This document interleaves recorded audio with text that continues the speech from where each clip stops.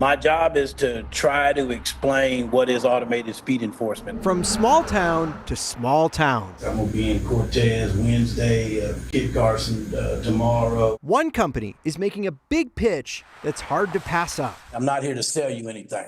My services are at no cost to your municipality. Emergent Enforcement Solutions says photo radar is a win-win. With a strong public safety solution, you're going to generate revenue. Money in the bank, safer roads. We reduce speeding anywhere between 50 to 70%. Kills two birds with one stone. Yeah, collect a little bit of money and then slow traffic down. But we found it's not just a little bit of money.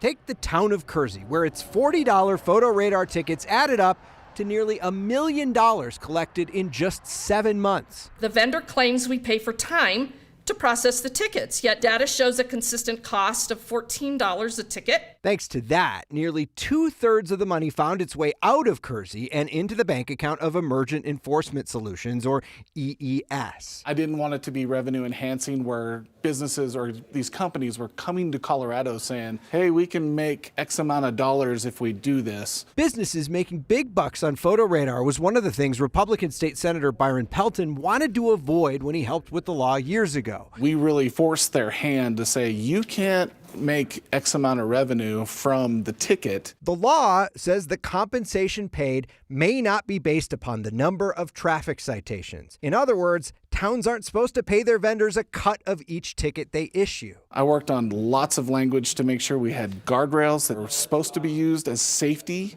tools, that's what they were being used as, and not revenue enhancing cameras. How are those guardrails holding up?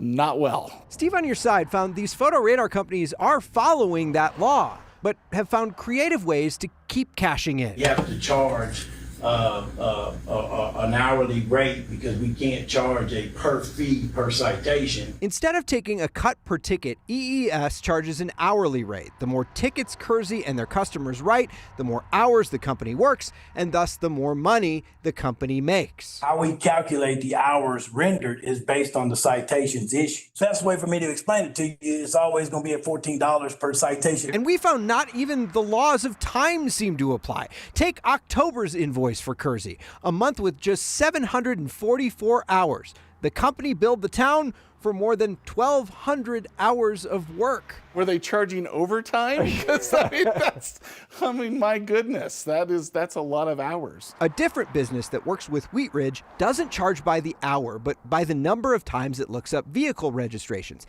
$15 every time. Its cameras led to nearly $500,000 in fines, most of which went to their vendor. Wheat Ridge kept only $75,000.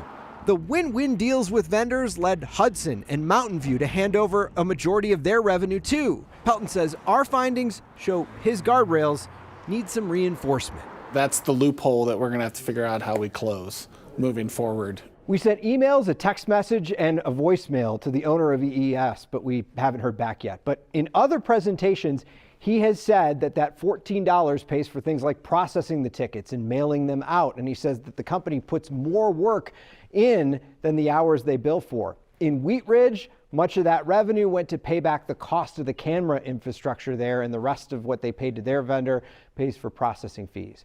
Pelton says that he hopes to bring his legislation soon. I'm Steve Stager, Steve on your side.